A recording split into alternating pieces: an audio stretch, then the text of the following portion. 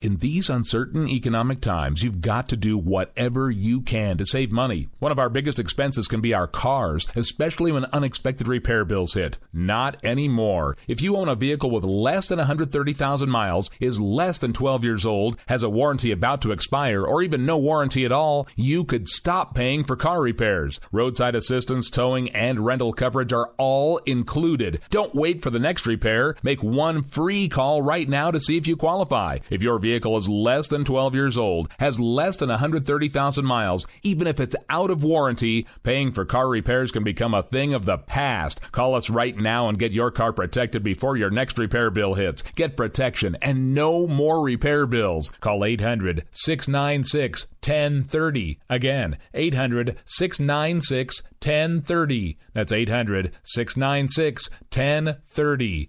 800-696-1030.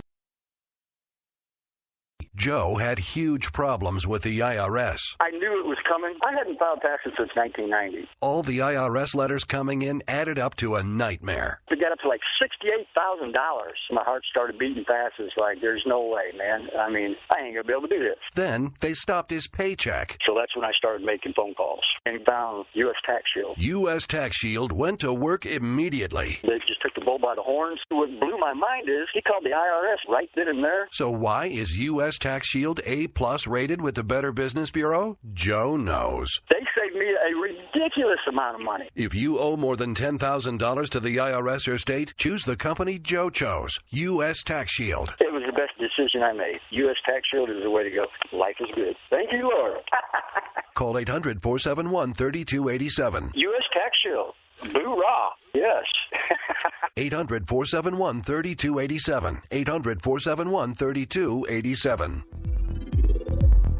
K98 Talk is expanding its lineup for 2015. This means we're expanding our advertising base.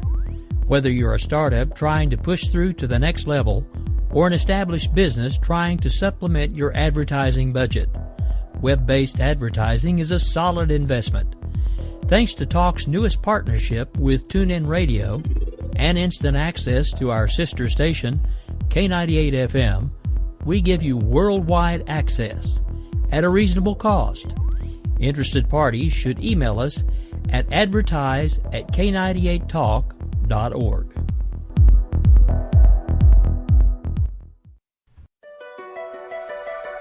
The leader in talk radio on the Internet, right here on K98 Talk and the Spark Radio Network. Welcome to Opinion Nation. And we stand today on the edge of a new frontier. There is nothing wrong with America that cannot be cured by what is right with America. What makes us Americans is our shared commitment to an ideal, that all of us are created equal. I, too, am America. Now here's your host, Bryce Robbins. Hello, everyone, and on this decently nice Saturday morning, it is January 2nd, not the 3rd, and I, unfortunately, made that mistake with my guest, who's going to be joining us very soon. We're just waiting for him to call on in. Frank Erwin, independent presidential candidate. He's an Indiana farmer, and he is running as an independent to be the president of the United States. So, while we wait for him to call in, I want to play a video clip that will describe who he is. But first, I want to talk about my break. So, I went to the Dominican Republic, actually, and I was lucky enough to be able to go there for my break. And actually, I'm getting a call from my guest right now. So, I guess I will pick this up. Hello? Hey, we're just on the air right now. What's up? To call that other number, is that correct? Yeah, just call, here. Yeah, you gotta. I've done this before. It's like you got this through Google. It's like a Google account. The other number is that it's. I know a guy he broadcasts out of Ohio, and he does the same thing. He has a Google online thing, so you can broadcast the thing on Google. People can watch this interview. Can you send me your number? Can you send me your number? And I have his number, Bryce. Give me a second, and I'll call him. Okay, 1 second. We're about to call you.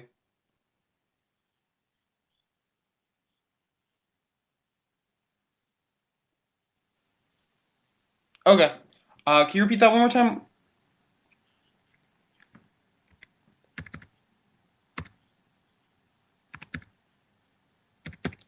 All right. We will call you in 1 second.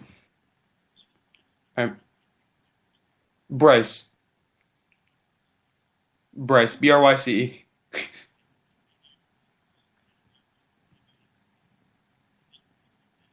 Yeah, exactly. All right, sounds good. Bye. So that's my guest. Just getting off the phone, we had a little technical issue with him, I guess. Back to my story, as Rick calls.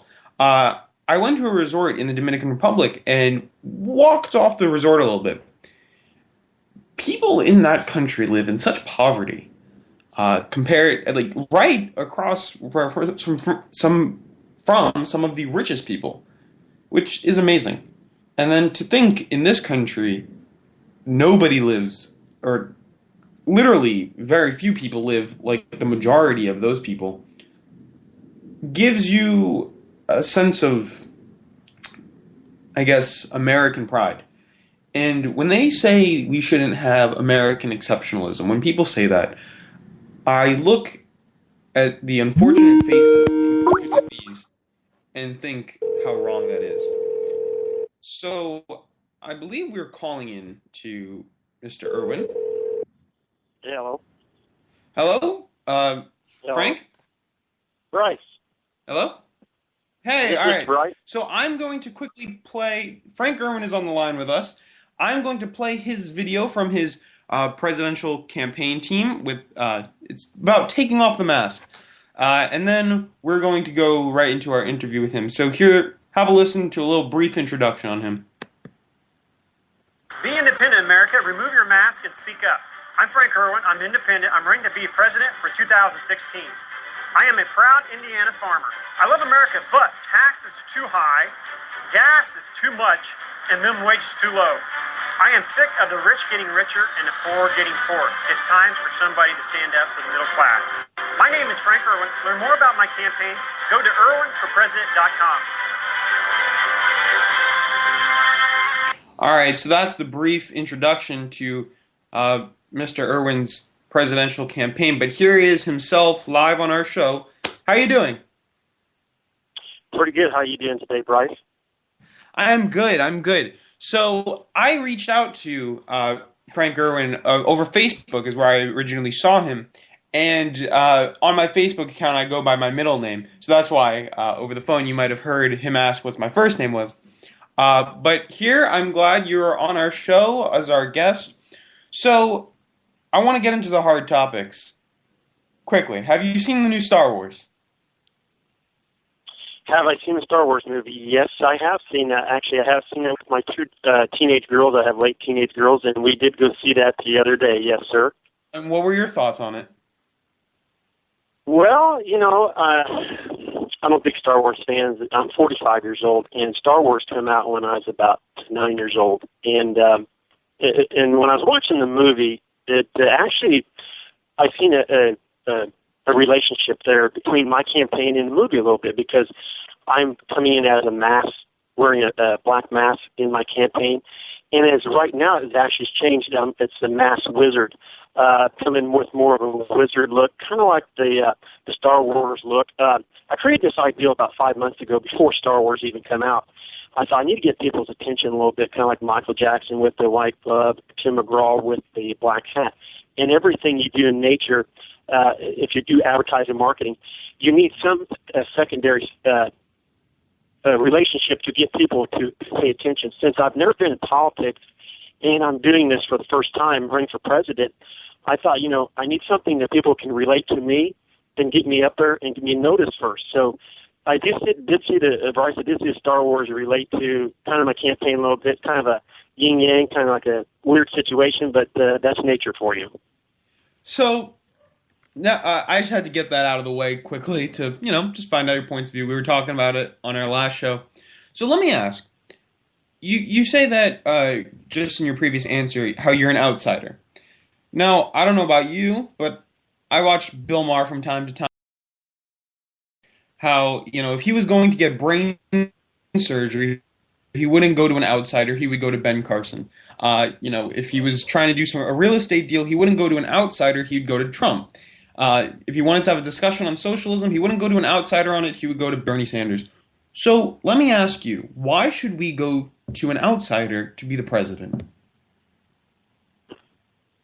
Well, for one thing, nowadays anything goes. That means just a few years ago we the president, first time get elected. And since I'm running as an independent party, I'm not running as a Republican or Democrat. And anyway, I felt if I run independent, that gives me longer chance to win people's votes, longer to get to meet people, get their ideals, because as an independent, the Republican Democrats will be picked here in February. One Democrat, one independent, one Democrat and one Republican. But my campaign runs up almost till November of 2016, so that gives me a lot more time to get out there. Since I'm not well known, get out there, get the votes I need, and get on ballots on each state. I require you have to be on 10 state ballots, and once you are, then you are on the final 3. That means you'll have an election through an independent party if somebody else is running as independent. But anyway, once I'm on a 10, I get to the actual be on the final 3. And as an independent, it's a little difficult than being a Republican Democrat. You have to have signatures signed on the petition through each state that way you'll be on the ballot. So I'm not picked.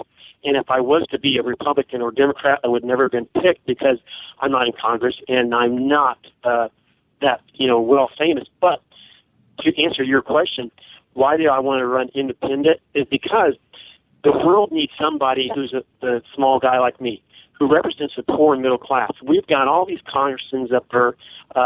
We've got everybody who's been in politics since the 70s, 80s, and they really haven't done anything. They really haven't changed the world for the better.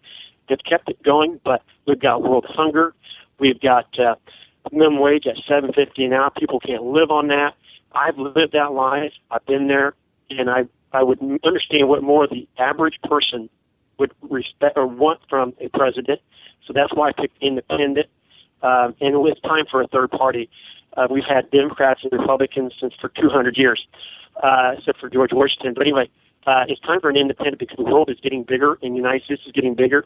And so we need a third party up there to handle the situations because there's more people in the world and more situations coming up, good and bad. So I felt, as an independent party, we would straighten up the Democrats and Republicans just a little bit because once they get a third party in there, they won't fight as much, and then we'll get more things done, more bills passed. So that's one of the reasons why I ran as an independent party.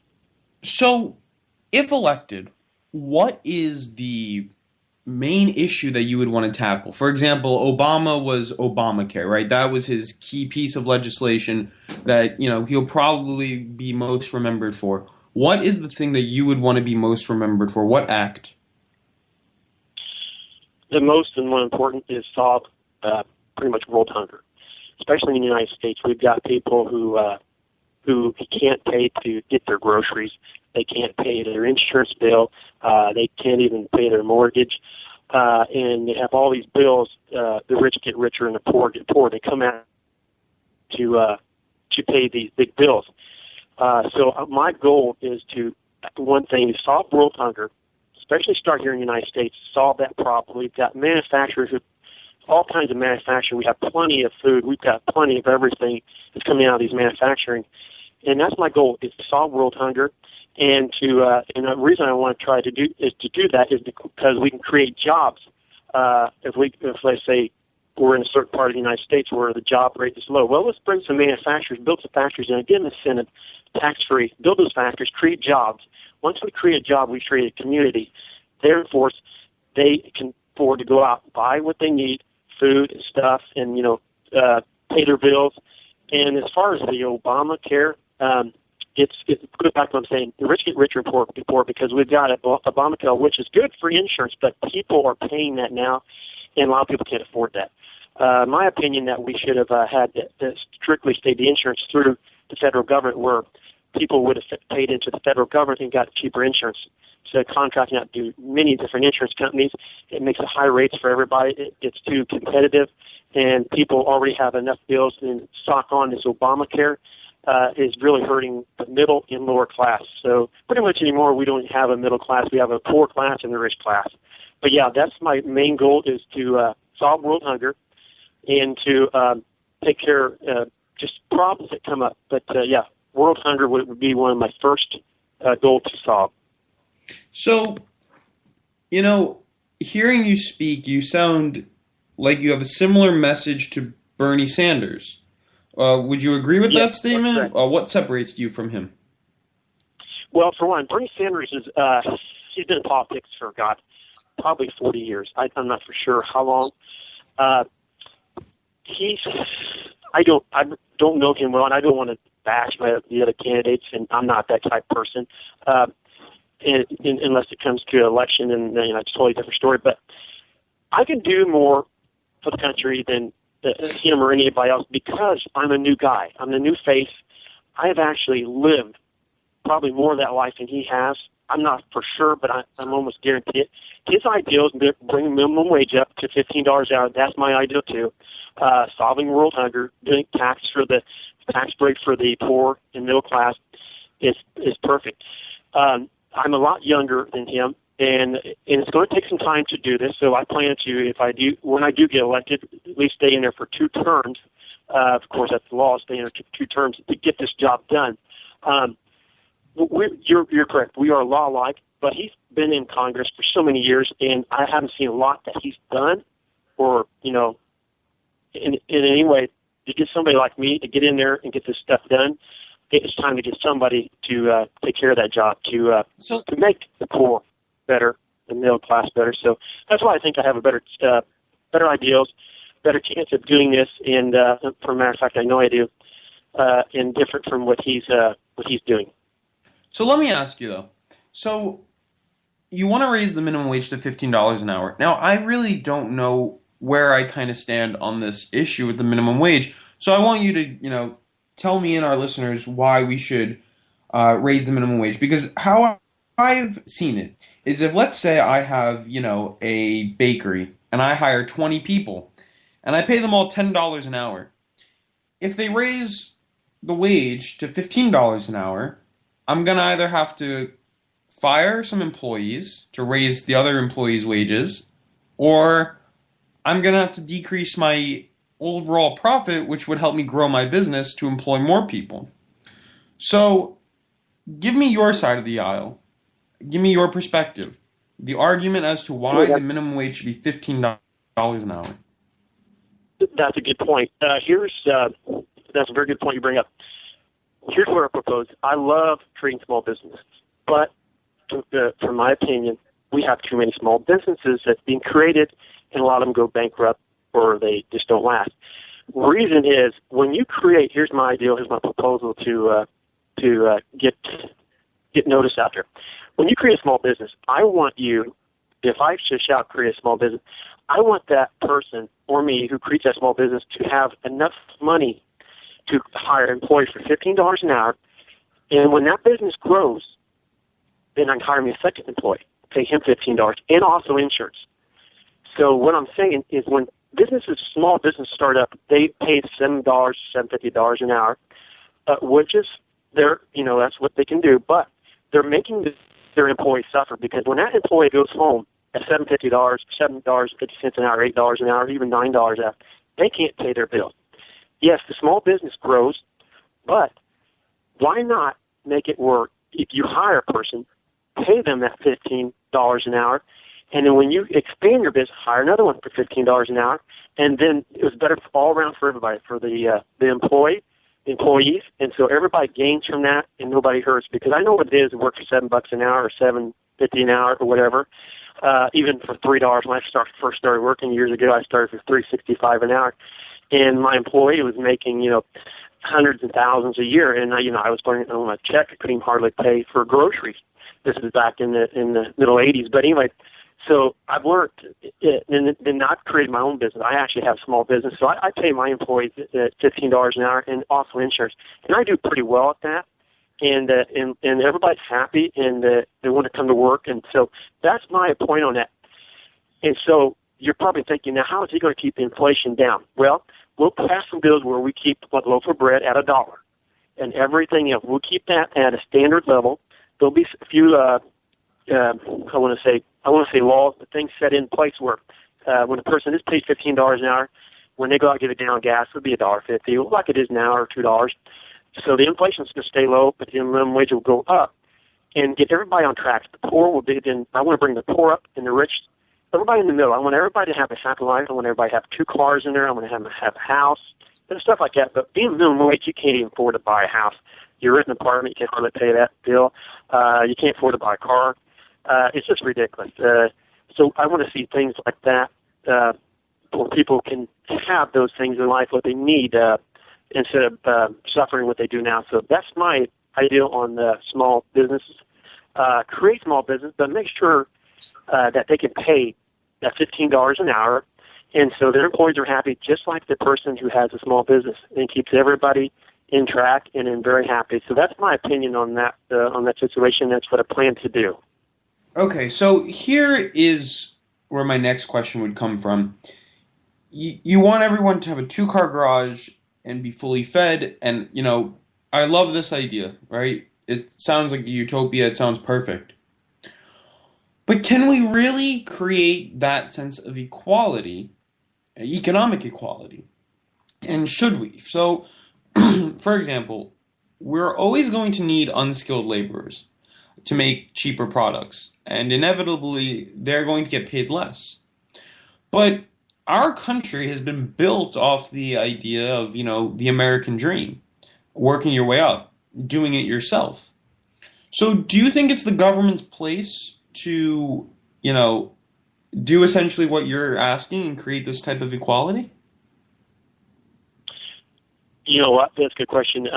Yes, and I want to say no, but yes, because what we work off now is the federal government. The federal government sets the minimum wage. Every piece of paper that's put out there in money is printed by the federal government, which is covered in gold. Here's the thing.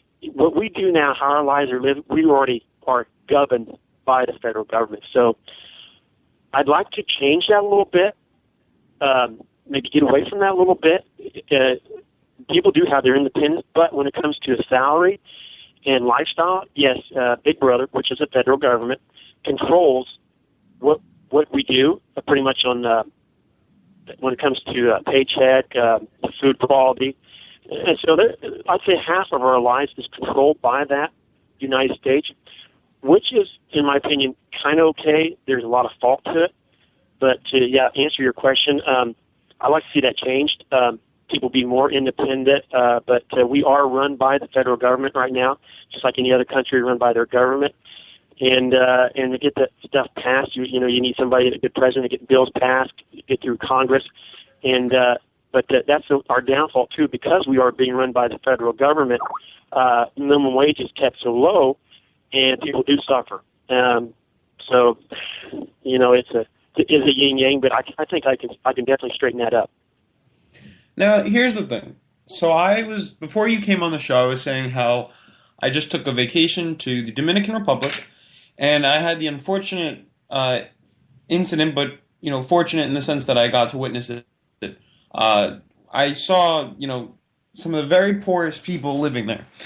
And one boy actually asked me for a Coca-Cola, and I got him a Coca-Cola. Now, over the summer, I worked in Harlem, and, Harlem is not the richest area. But even some of the poorest people in Harlem were rich compared to some of the people in the DR.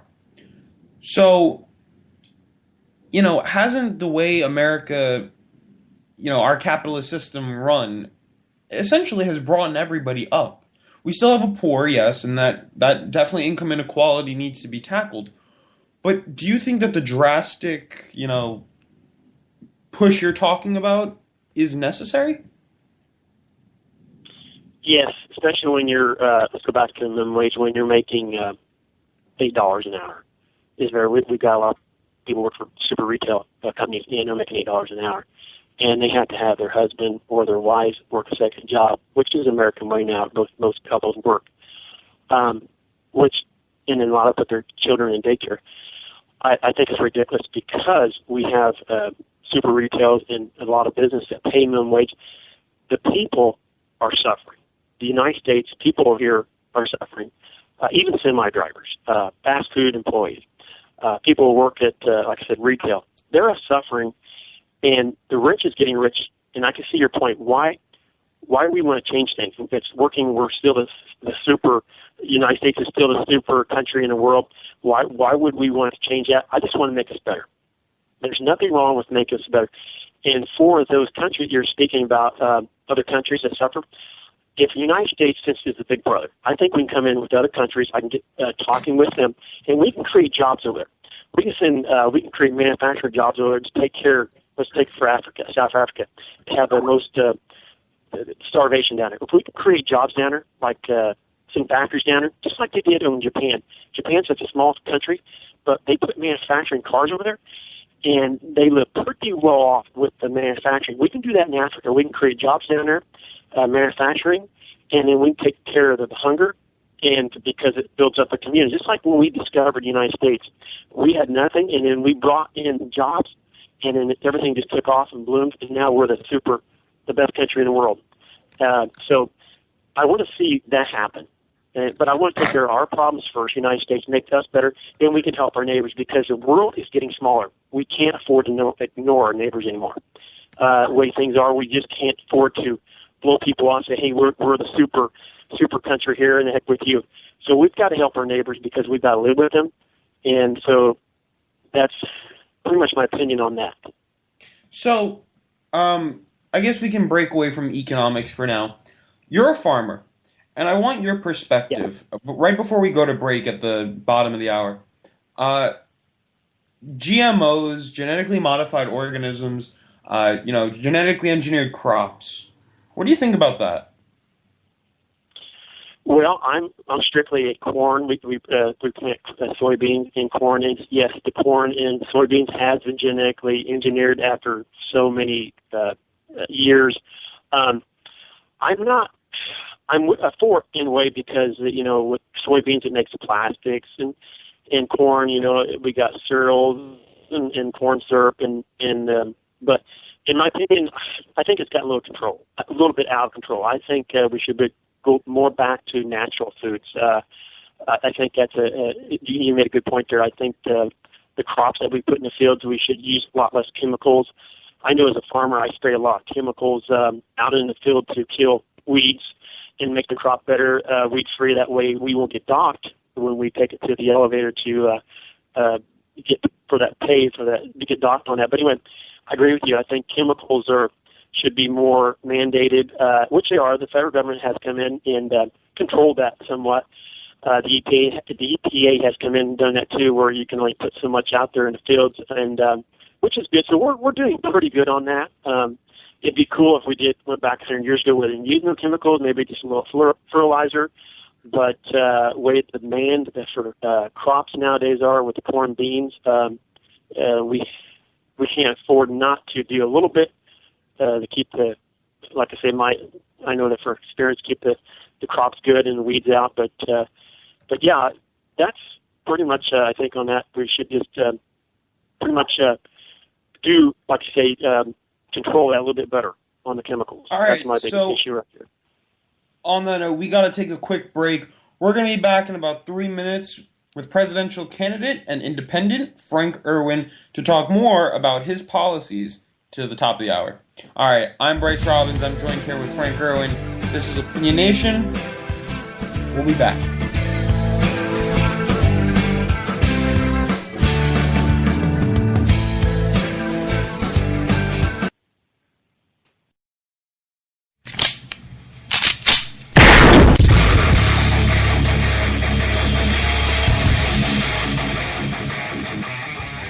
This is Slickery Trigger for Rebel Road Tactical. With proper care and feeding, your pistol will be ready when you need it, there to save your life. Shouldn't your gear be that good? Whether you need a holster for comfortable everyday carry or a tough-as-nails holster for your next training course, Rebel Road Tactical has what you need. Check us out on the web at rebelroadtactical.com.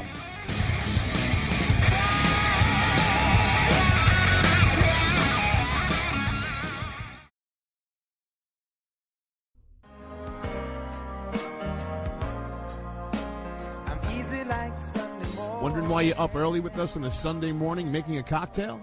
News lately got you drinking? Hung over from the mainstream media by Sunday? We are, and we got you covered. We sure do. We got your hangover cure for those weekly news blues. So sit back, top off your mimosa, and add some Baileys to that coffee. Take a match to your copy of the New York Times.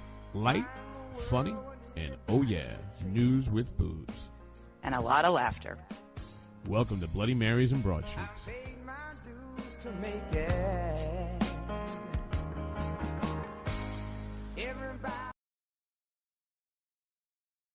We will never fully understand what we've asked of our military service members or their families, asking them to put themselves in harm's way, to endure it all.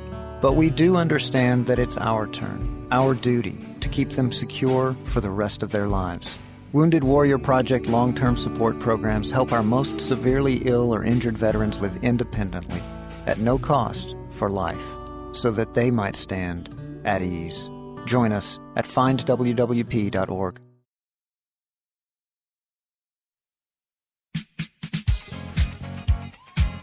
The staff of K98 Talk and the Spark Radio Network is proud to announce that our very own Rowdy Rick Robinson has been selected as one of the top conservative talk show hosts in the nation for his program America Off the Rails. Again, congratulations to Rowdy Rick Robinson for a job well done and another reason to stay connected to K98 Talk and the Spark Radio Network.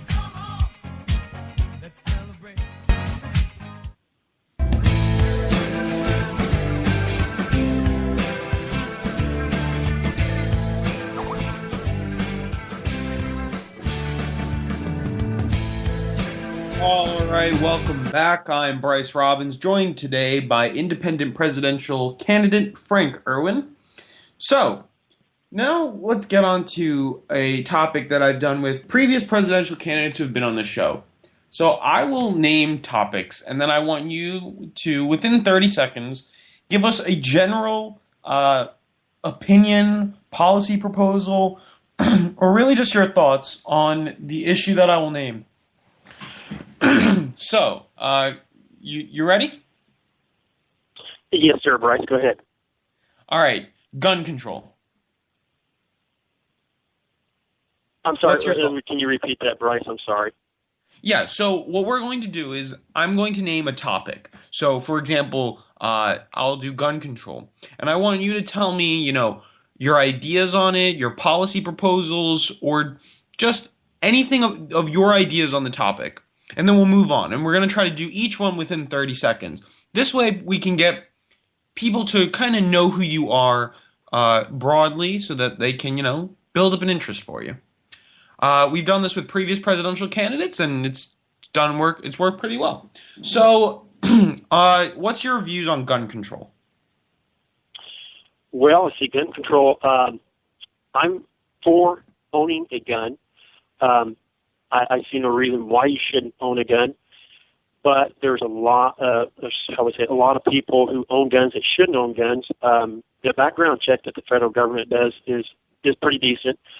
I think a person that who owns a gun, that's their right, but I also believe that guns kill people, or people kill people with guns. So my opinion with the gun control, it's okay, but I think there should be more thorough background checks. I think there should be a secondary background check on that, where people, the federal government should set up, or I plan to set up a double background check. And I want that background check to take about 5 days for everybody. Normally, these background checks come in within seconds or minutes, and sometimes some of them do take a few days. I think they should be more thoroughly looked at when people do apply for firearms.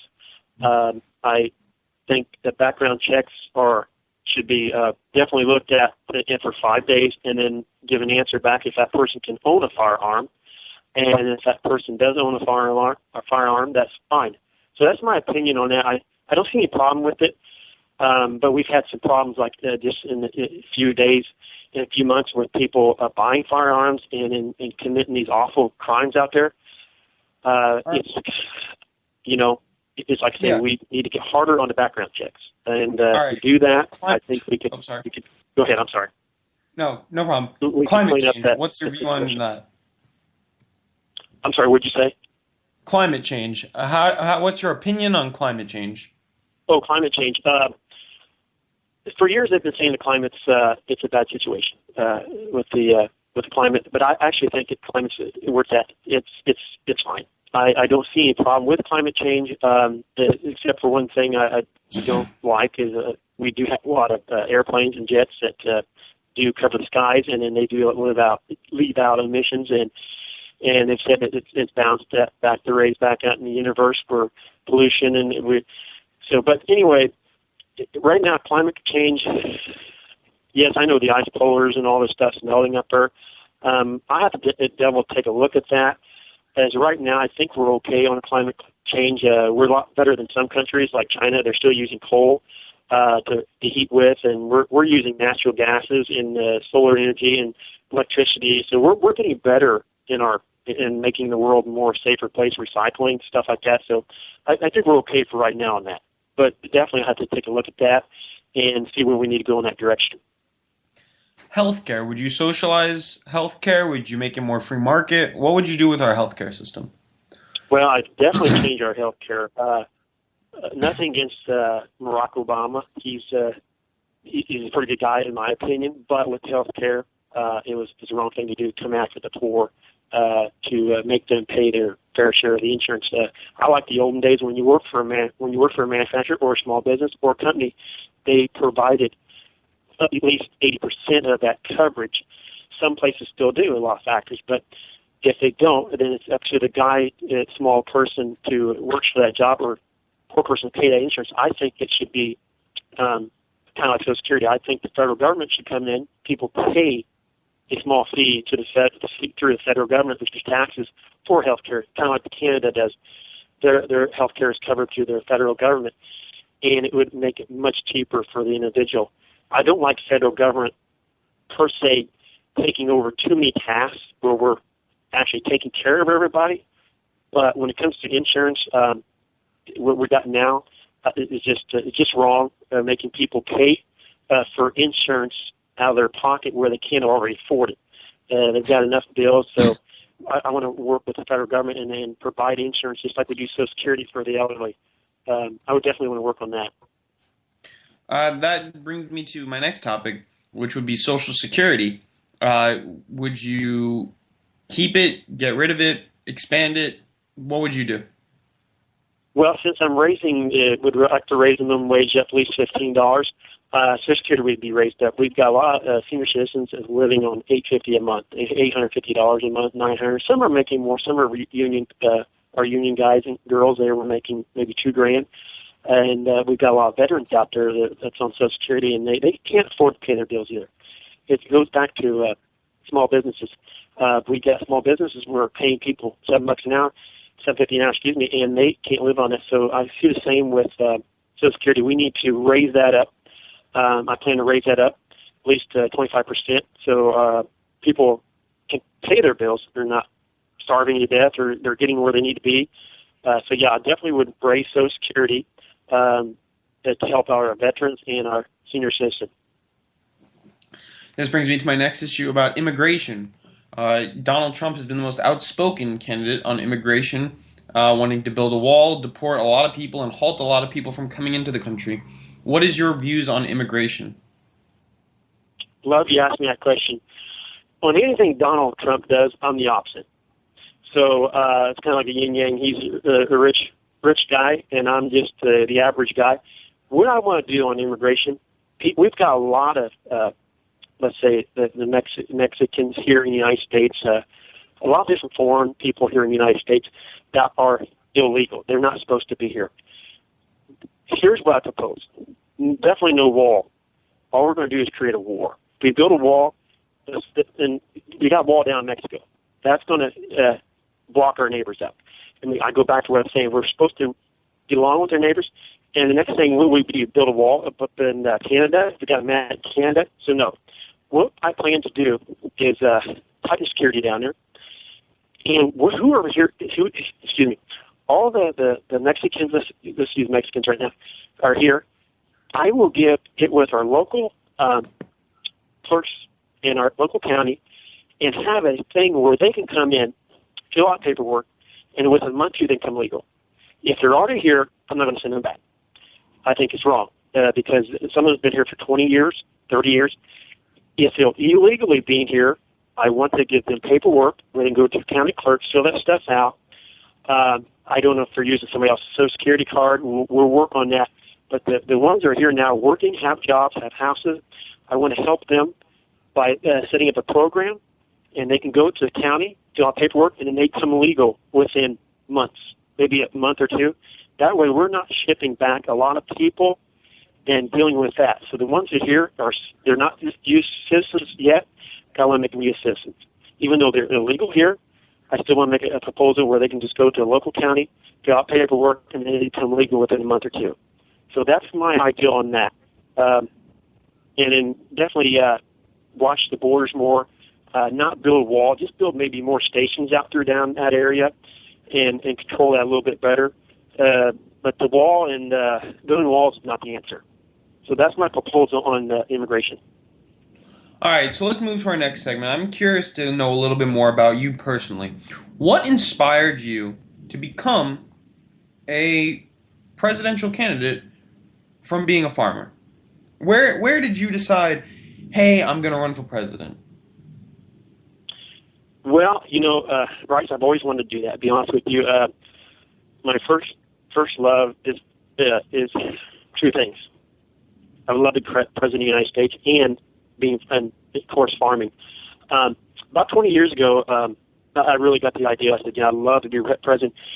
But with me being I farmed and having children, I had 2 daughters, and they're about ready to graduate from high school and going to college. And I thought, I've been waiting this for years. It was you grow into things. The older you get, you grow in cycles, and you get more mature in certain things. And so this is the perfect time for me to run for the president of the United States as an independent candidate. I started this about 5 months ago. I said, this is perfect. I wanted to do it back when Obama ran, but it was just too early for me. But it's always been a dream of mine, and to be a leadership person and help anybody I can. As if I do become president, I need to help the world, the United States, solve their problems. So that's one reason why I wanted to become president of the United States, is just to I have that ambition, and the thing just says, I got to get out there and do this. So it just kind of clicked. I said, you know what, I've got to get out there and do this. And the competition that is out there now, they're no different from me. People think that you cut billions of dollars or you've been in Congress. No, that's not the answer. Even though I don't have billions of dollars and I've been in Congress, I'm just as better ideals as what they have. And so I've known that for quite some time. So they make those people out there running for president right now, Republican, Democrat, they are no better than me, and I'm no better than them, except for my ideals, because I've lived that life and had those experiences that the average middle class and poor class person has. So that's one of my ideals right here. My big goal is to become president because of that. So, I like what you got to say here, and I definitely think you're doing well. In respect to, outreach, how are you doing? Like, is your campaign going well? Are you growing? Are you think you're going to make it onto these ballots that you need? Do you think you have the means to make it to the Oval Office? Here's in politics, this is pretty much how this works. As an independent candidate, definitely got to get on 10 state ballots. I've got on 4 already. I've got 6 more to go to get on those ballots. And when you get on the ballots per state, I'm starting in the West because it's a little bit easier, because each state you're required 2% signatures to get on that state. So you have to go around to everybody's houses and business and get that signature. Once you're on those states, on the 10, then you're legally registered as a third candidate with as it comes to November the 16th, 2016 voting time, I will be on the ballot there. That means Frank Earl is going to be on that ballot once I hit that 10. But once I hit the 10, I'm become so famous, people say, hey, look, this guy's really doing this. And then hopefully my campaign will grow bigger and bigger. Right now, I've been out through ABC. I've been broadcast out through about 50 states through ABC. They really done well for me, ABC. With my commercials, I've got several commercials out there. I ran in Philadelphia, New York, D.C., Chicago, Florida, just all over. And also with Comcast now. They're a cable company. They're well known out through the United States. So I've got my commercials with them. So it is growing. I'm not as a big candidate as the big boys are, but I'm getting there. I will be coming in, and I will be showing up. And once people see this, and they say, wait, this guy's, let's definitely take a look at this guy. He's coming in there. So as far as my campaign, it is growing. Would I like to do it better? Yeah, a little bit better, because this thing's going to be ended in 2016. So, yes, I'd definitely like to get this thing better out there, which I'm working on. And anyway, and if anybody wants to help me out, they can go on my website, www.erwinforpresident.com. Just click on my website. Definitely, the more support I can get, the better off I become President of the United States. Thank you so much, Frank Erwin, independent presidential candidate. It's been a pleasure having you on. You got any last words? Well, just want to say we do need a change up for the United States. We've got a lot of candidates running for president, and they've been around for some time. A lot of them ran before, and they're just the same. We need somebody who's fresh ideals, who's small potatoes, and who can grow the country and make it to a much better country than it is now. Our United States is an awesome country, but there's a lot, small problems and big problems, and I come in and fix those problems. And so I think it's time to look at the opposite of what people want. I mean, what people are looking at right now on television, when they're looking at television, we've got a lot of rich people who's been in Congress. It's time to do the opposite of that, to bring the country more back to what it was 100, 200 years ago. And so I think that's my opinion on that, to make the country better, and that's what I plan to do. Sounds good. Thank you so much for joining us today, and Happy New Year, and we'll keep in touch, all right? Yeah, thank you, sir, and you have a Happy New Year's, and thank you for having the interview. I appreciate it. All right, have a good one. All right, so that was Frank Erwin, presidential candidate for the Independent Party. He's running on what seems to be a pretty good note. He said a couple things I disagree with, a couple things I agree with. But hey, we've interviewed a lot of presidential candidates. Lloyd Kelso is one I'm actually in touch with now. And his presidential campaign is actually going pretty well. He's up to 51,000 likes on Facebook. He's going strong. You can check him out. Lloyd Kelso for president. He's a verified page actually now on Facebook. And I feel I started talking to him before he got verified and got all these likes. And I talked to Frank Erwin, so maybe he will come on up. But who knows?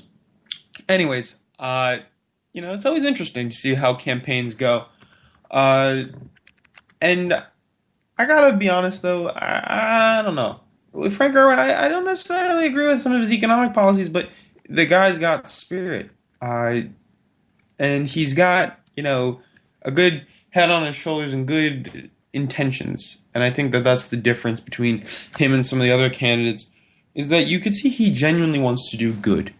And that's admirable, and that is something that I like. And I definitely hope to see more presidential candidates. So, speaking of that, I want to talk about some of the other presidential candidates.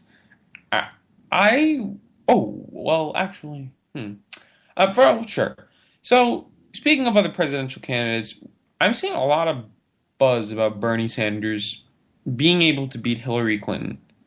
Now, I would love that. Me and Rick would say that if Joe Biden got in, then, yeah, he would get it. But if not, then he probably won't. But I'm still thinking that Bernie can do it. I'm pretty sure that Bernie Sanders has the ability to, win this presidency and the ability to ultimately take it home. But that's besides the point. I want to talk about something else. So, in a recent episode, my last live episode was about Free the Nipple. And I said, like I always do, respond to us on Facebook, give us your feedback, and feedback you gave us. Wow. So, I heard from a lot of you. And a lot of you want to free the nipple. A lot of you think it's the dumbest thing you've ever heard. A lot of you think that it has no place in our society. And a lot of you want to expose your breasts so much so that you uploaded pictures of shirtless women, which was a weird one. Yeah, that happened. But that's besides the point.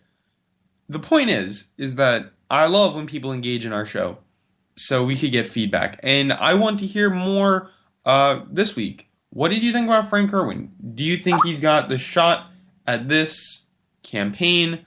Do you think he is a good candidate? Did you like his policies? Did you like what he had to say? Where do you think it goes from here? So anyways, as we wind down the show, I got some guests lined up for us. So we have the self-hating Jew who was made famous by her YouTube videos about how she discovered that she was part Jewish, but she hates Israel, and she hates what it stands for. So going into this, I had the, belief that that's kind of weird, because she's white, and she's American, and she lives in this country, and if you live in this country, I imagine that you like the rights and liberties that you were granted, and, that's pretty much the same rights that are granted to you in Israel. And she speaks up for, the Islamic countries which largely suppress their people. Her name is Carrie Wedler, and she'll be on the show with us January 9th. At least that's what's planned, but hey, you never know with guests. And she seemed pretty enthusiastic about it, so I hope to have this honest conversation with her, because, it's important to hear everybody's opinion, and, maybe mine will change, maybe hers will. Who knows? Then, after that, we're supposed to have Roy Cho on the show. Now, Roy Cho is a lawyer. He was previously running for Congress in New Jersey in the 5th District against incumbent and famous Tea Party Republican Scott Garrett. I was actually on his campaign team. I did some canvassing for him in hopes that he would win. It was a couple years ago. I want to say 2012. Or no, maybe 2014. But anyways, he ended up losing, unfortunately. But I have him scheduled on the show. We are going to talk politics. And then Lloyd Kelso is going to come on back on the 23rd. And we're going to talk about his campaign. And then who knows where we'll go from there. But we got a whole nice lineup of shows coming your way. So always remember to stay up on date and intact for Opinion Nation. So as we close our show for the last couple minutes, I'm just trying to, think of good topics in the news. So as I said before, another topic that we're going to end up talking about in the future is Iran. A story I've been following pretty closely. Rick always calls me a falafel or a flip-floffle, because on the issue, I never really knew where to stand. I was at first for it, then I was against it, and I was adamantly against it, and now I've just kind of eased off the issue. Now, it's a big issue, and we need to, pay a lot of attention to it. But recently, Iran just handed over a huge stockpile, their almost entire stockpile of enriched uranium, which means bomb making might be impossible now. You can go read the articles. They're on NPR or the New York Times. And it gives me faith that this deal might actually work. And maybe we can learn a thing or two, that when you have faith in humanity, that it just pays off. Now, I'm not trying to sound like, this deal is going to work and it's going to be successful and we just made the best deal in the world, because we didn't. But you know what? If it works, then Obama will be remembered as a good president. If it doesn't work, he obviously won't be. Which is another topic I've been looking to talk about. And if you are out there and you want to come on the show and talk about Obama's legacy, that is definitely something that I've been interested in interviewing somebody or getting someone's opinions about. So if you're out there and you want to talk about that, shoot me an email at opnat.news@gmail.com, and I'll be sure to schedule something with you. We're pretty busy, but hey, we could squeeze you in. Anyways, all in all, I hope everybody had a happy New Year. I hope everyone's winter breaks, if they're in school like I am, is coming to a close nicely. And all in all, I hope we all have a happy New Year. On one last note, I wanted to point out that right around this time this year, I came on Finding Common Ground, which was the first time I was on K98. And then that day I was offered to have my own show, where I came up with Opinion Nation News. Not came up with. Originally, it was supposed to be a YouTube channel, and then we decided to ditch that idea. But, hey, no big deal. Now, we're doing pretty successfully on here, and I hope to keep it growing. So, this is kind of our 1-year birthday. I guess, maybe next week we can celebrate it fully. But anyways, my name's Bryce Robbins. This has been Opinion Nation, and I hope that you all come back next week. Happy New Year, everybody. Catch you later.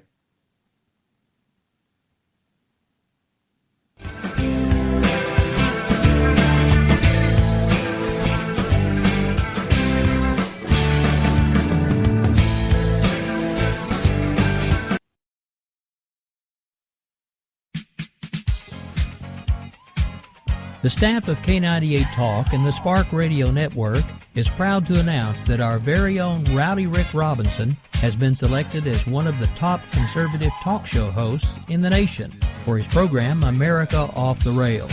Again, congratulations to Rowdy Rick Robinson for a job well done and another reason to stay connected to K98 Talk and the Spark Radio Network.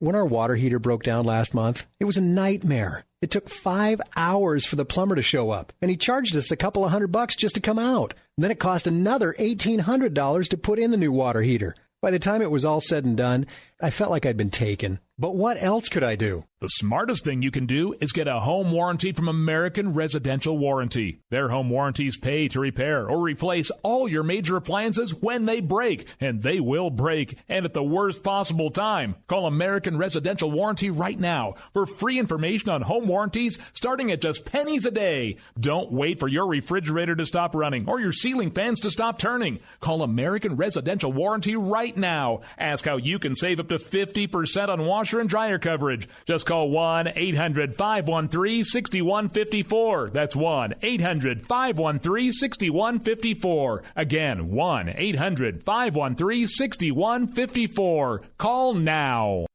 Tired of paying outrageous prices for Viagra? Well, we have great news for you. Now you can finally get Viagra at huge discounts. Healthy Man allows you to save up to $500 on Viagra. Why pay U.S. pharmacy prices of $15 per pill or more when you can get Viagra for less than $3 a pill? Call today and get 40 Viagra pills for only $99. This can cost as much as $600 at your local pharmacy. You can't afford not to call us. If you want Viagra at the lowest prices, never pay $15 a pill pharmacy prices again. Get Viagra for less than $3 a pill. Call 1-800-516-7602 today and save up to $500 and get 40 pills for just $99. Healthy Man is fast, easy, and affordable. Operators are waiting at 1-800-516-7602 to take your call right now. Call 1-800-516-7602. That's 1-800-516-7602. Again, 1-800-516-7602.